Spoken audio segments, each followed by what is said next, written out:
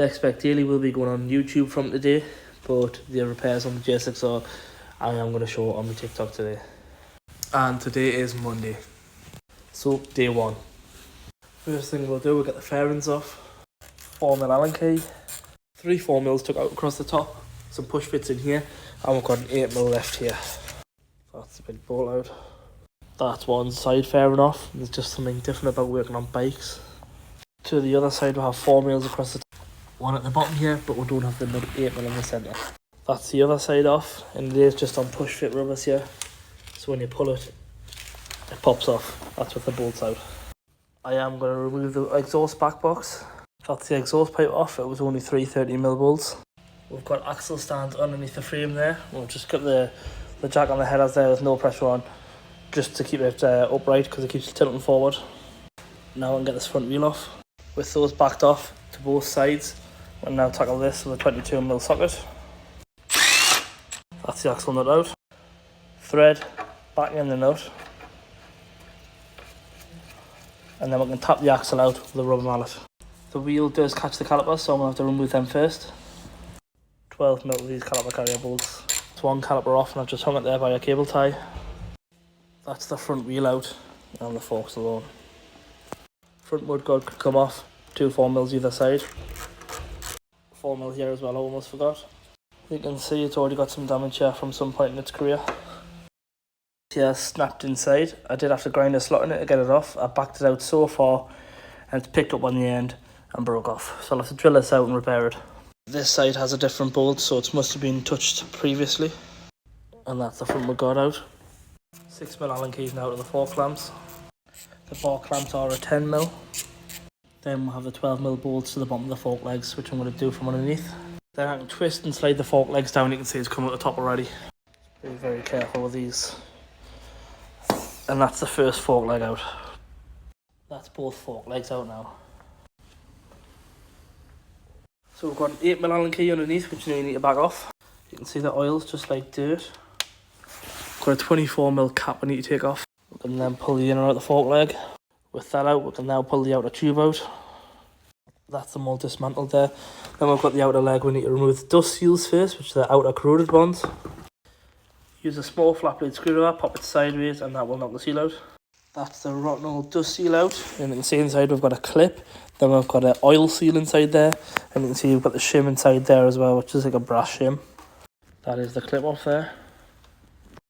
That's the old oil seal out. There's a shim in there as well, so you don't lose out on it. I'm going to clean all the stanchion leg out, get it ready for its new seals. That's one fork leg cleaned out immaculate. Got the shim out as well, just use a brake cleaner to clean that out. So dirty the old oil is, it's like muddy water. We'll clean all this out as well.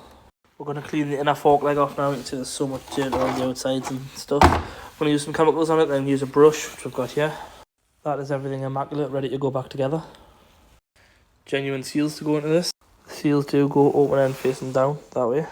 Got the shim in. With the old seal, I can tap this in place, and you can see now we've got the guide to put the clip back in. That's the clip in there now. Outer dust seal around the fork leg, rubber grease on there, and we'll get it slid down back into the stanchion. That's the outer dust seal pushed in, these just do pushing by hand. Fork oil will go in now, put a pour in here, bleed it out, lifting the fork leg up, and then shut them. Try to bleed the bubbles out of the system, lifting the stanchion up and down. That's one fork leg done. The seal's in, it's looking nice and fresh. I've bounced it on the floor, we've got no leaks, and it's all looking good. That is the fork oil I used. The customer supplied the fork oil and the genuine oil seals and dust seals. So that's how fork legs done. We're all nice and dry, we're all cleaned off, we're ready to go back on the bike. Get these trays from Machine Mart as well if you want to get anything like that. Doing fork seals and that stops all the spills everywhere.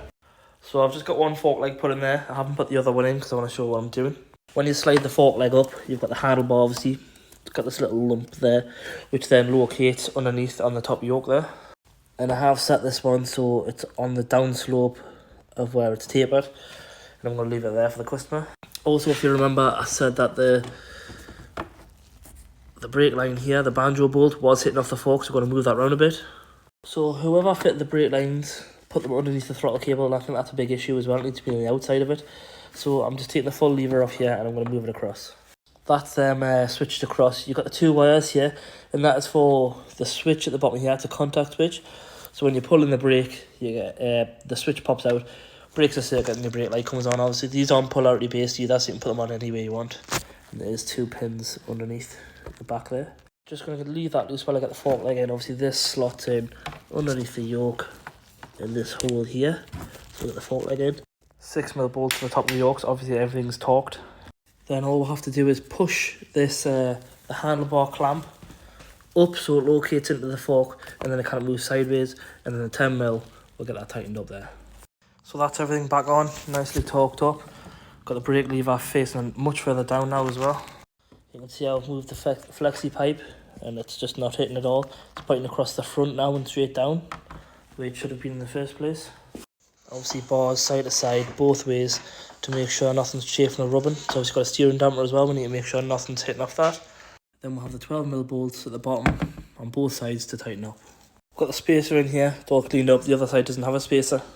It has a thicker part of the axle, and then that stubby bit goes in, and that acts as a spacer, the clean bit you can see. We'll get the caliper torqued up now. Now to the wheel bolt, I'm going to put this nut in. I'm going to sit this flush with my impact gun. That pulls the axle through properly. You can see the wheel spins very freely. Got a bit of corrosion on the discs, I'm just sitting in the unit. But now I can nip up these bolts, which are just 10mm to both sides, and that's the axle positioned perfectly. If I was to nip these 2 bolts up, then do this bolt up, it would pull the fork leg in, and you would get no travel. That's everything on nice and tight. To rub away some of the grease. Bike's going to get washed before it goes back to the customer anyway. But we're looking good. We need to get that mudguard on, and the hole which had the snap bolt in, I have drilled out the top there. Every nut and bolt gets pre-greased before I put them in, because you know what bikes are like for seasoning up. That's we're all back in and looking good. That lever is so much better down there as well. So that's all done. I can't continue anymore because we've got a cam chain tensioner from Suzuki on order. But that's it all done. The fork seals look so much better, all nice and clean.